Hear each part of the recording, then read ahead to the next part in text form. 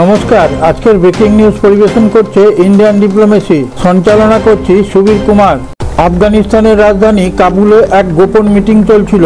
সেখানে উপস্থিত ছিল ভারতের প্রধানমন্ত্রী নরেন্দ্র মোদী, তালিবানের প্রধানমন্ত্রী আব্দুল হাবিব, আফগানিস্তানের প্রধানমন্ত্রী আলী রাজা। দৃঢ় সংকল্প নিয়ে ভারতবর্ষের প্রধানমন্ত্রী মোদী বলেন, আমরা সকলে মিলে পৃথিবী থেকে আতঙ্কবাদকে শেকড় থেকে উপড়ে ফেলবো। আতঙ্ক চালানোর আগে তারা নিজেরাই যেন আতঙ্কে ভোগে। তিন দেশের পতাকায় একসঙ্গে মিলেছিল। আর বাগরামের সুরক্ষা আমরা সকলে মিলে একসাথে করব। পাকিস্তান যদি বাগরাম এয়ারবেসে ভারতের কমান্ডোদের ডিস্টার্ব করার চেষ্টা করে, তাহলে আমরা তাদেরকে সমুচিত জবাব দেব। মোদির কথায় এত দৃঢ় সংকল্প ছিল, সবাই তা মনোযোগ সহকারে শুনছিল। পাকিস্তান কিংবা তার সহযোগী আতঙ্কবাদীরা এখানে যদি হাত বাড়ায়, তাহলে আমরা তিন দেশ মিলে একসাথে তাদের ব্যবস্থা করব। তালিবানের প্রধানমন্ত্রী আব্দুল হাবিব বলেন, এরপর থেকে আফগানিস্তানের কোনো বিদেশি আক্রমণ করলে আমরা তা সহ্য করব না। তাহলে দক্ষিণ এশিয়ায় সুরক্ষার ব্যাপারে নিশ্চিত করবে। এই ব্যাপারে একটা চুক্তি হয়, সেই চুক্তিপত্রে তিন দেশ মিলে সই করে। এবার আতঙ্কবাদীদের শিকড় শুদ্ধ নড়ে যাবে। আর এই কথা যখন তিন দেশ চীন, পাকিস্তান এবং আমেরিকা শুনতে পায়, তখন তাদেরও মাথায় চিন্তার ভাঁজ পড়ে যায়। চীন এবং আমেরিকা ভাবে ভারতকে এই মুহূর্তে কোনো রকম ডিস্টার্ব করা যাবে না। ভারত রণক্ষেত্রে বিশাল শক্তিশালী দেশ হয়ে উঠেছে, তার সঙ্গে এতে ওঠা এই মুহূর্তে সম্ভব না। এশিয়ায় এই মুহূর্তে ভারত প্রধান শক্তিশালী দেশ। পাকিস্তানের প্রধান সেনাপতি মুনির যখন এইসব কথা শুনে, আতঙ্কে মুনির অস্থির হয়ে পড়েছে। মুনির তখন বুঝতে পারে এখান থেকে চীন এবং পাকিস্তান দুই দেশকেই ভারত পর্যবেক্ষণ করবে। তাতে চীন এবং পাকিস্তানের সমস্ত কিছু ভারত জেনে যাবে। এরপর যদি পাকিস্তানকে ভারত অ্যাটাক করে, তাহলে পাকিস্তানের কিচ্ছু করার থাকবে না, শুধু তাকিয়ে দেখা ছাড়া। জেনারেল ফহিম এবং তার চালাচামুন্ডারা বলে, আমরা এখনো বাগরাম এয়ারবেসকে উদ্ধার করার ক্ষমতা রাখি, কিন্তু ওরা আবেগে চলছে। ভারতের মধ্যে পাকিস্তানের নড়াচড়া পর্যন্ত পর্যবেক্ষণ করে নিয়েছে। রাফেল এবং তেজসকে অ্যালার্ট ট্রায়াল করে রাখার প্রস্তুতি নিয়েছে। ভিখারি পাকিস্তান এখনো মূর্খের জগতে বাস করছে। যেখানে চীন আমেরিকা ভারতকে ভয় পাচ্ছে, সেখানে তারা বলছে বাগরাম এয়ারবেসকে উদ্ধার করার ক্ষমতা তারা রাখে।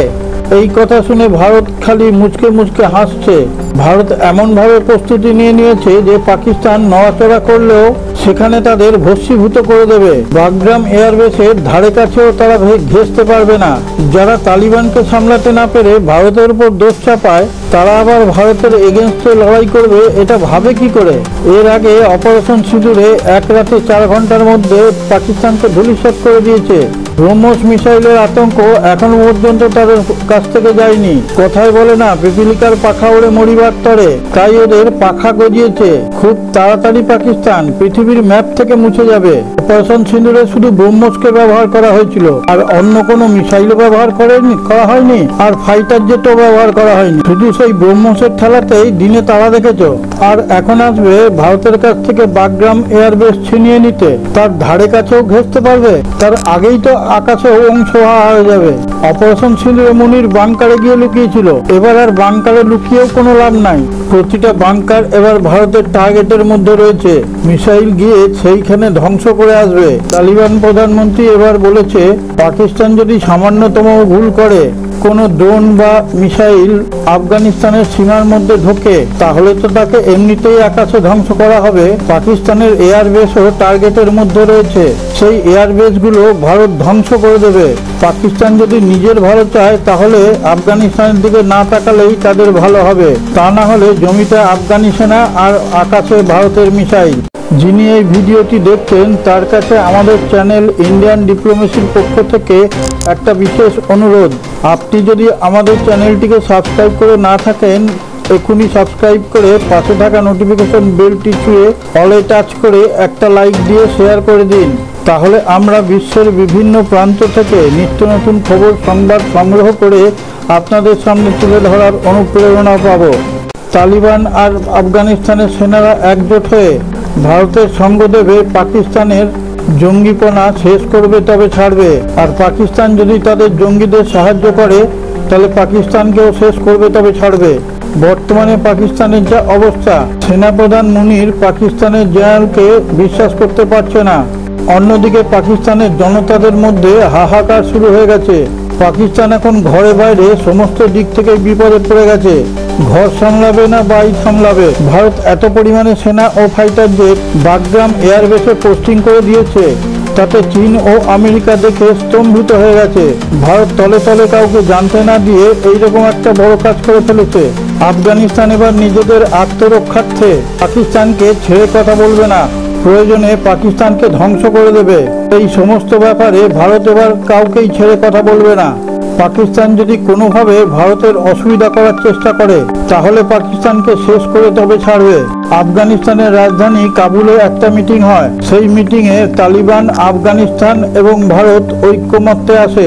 পাকিস্তানের উগ্রবাদের বিরুদ্ধে তারা একসঙ্গে লড়াই করবে।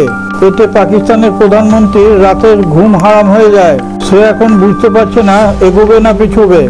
যদি না এগোয় তাহলে পাকিস্তান ভারতের গ্রিপের মধ্যে চলে আসবে।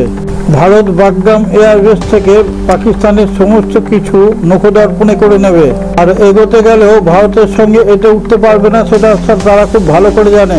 ভারত এখন গোটা বিশ্বকে দেখিয়ে দেয় ভারত নিজেদের পথেই চলবে, কারুর চাপে কথা নত করবে না। আমেরিকা হুঙ্কার দিয়েছিল বাগরাম থেকে ভারতকে সরে যেতে, কিন্তু ভারত তার হুঙ্কারকে কোনো গুরুত্বই দেয়নি। ভারত নিজেদের পথে অবিচল রয়েছে। নয়াদিল্লিতে বসে সমস্ত পরিক্রমা স্থির হয়েছে। ভারতের বহুদিনের ফল আজকে বাগরাম। তালিবান এবং আফগানিস্তান ভারতকে বাগরাম অধিগ্রহণ করার অনুমতি দিয়েছে। সেই কারণেই বাগরাম এয়ারবেসে ভারত তাদের উপস্থিতি কায়েম করেছে। এতে অন্য কোনো দেশ যদি হুঙ্কার দেয় তাহলে ভারতের কিছু যাবে আসবে না। ভারত তাদের কথায় কর্ণপাত করবে না। এই বাগরামকে কেন্দ্র করে কোনো দেশ যদি হামলা করে তাহলে ভারত ছেড়ে কথা বলবে না। সেটা গোটা বিশ্বকে ভারত জানিয়ে দিয়েছে এবং গোটা বিশ্বই এটা দেখে থ হয়ে গেছে। ভারত যে উন্নতশীল দেশ নয়, ভারত যে নিজেদেরকে উন্নত করে তুলেছে সেটা গোটা বিশ্বের কাছে প্রকাশ পেয়েছে। বাগরাম এয়ারবেসে ভারতের পতাকা এখন পথ করে উঠছে। এই পতাকা সেখানে লাগানো হয়েছে বাগরাম ছেড়ে দেওয়ার জন্য নয়। আমেরিকাও যদি কোনো বড় সিদ্ধান্ত নয়, ভারত তার জবাব দেওয়ার জন্য তৈরি হয়ে আছে। সেটা আমেরিকাও খুব ভালো করেই বুঝতে পারছে।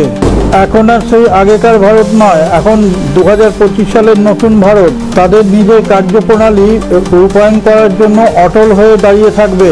সেখানে কোনো চাপের পথে মাথা নত করবে না। তার জন্য যদি বড় যুদ্ধ করতে হয়, ভারত তার জন্য তৈরি হয়ে আছে।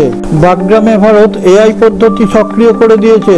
পাকিস্তান যদি ফার্দার আক্রমণ করে তাহলে ভারত যে অপারেশন চালু করবে তার নাম রাখা হয়েছে বজ্রপ্রহার। এর নামই আত্মনির্ভর ভারত।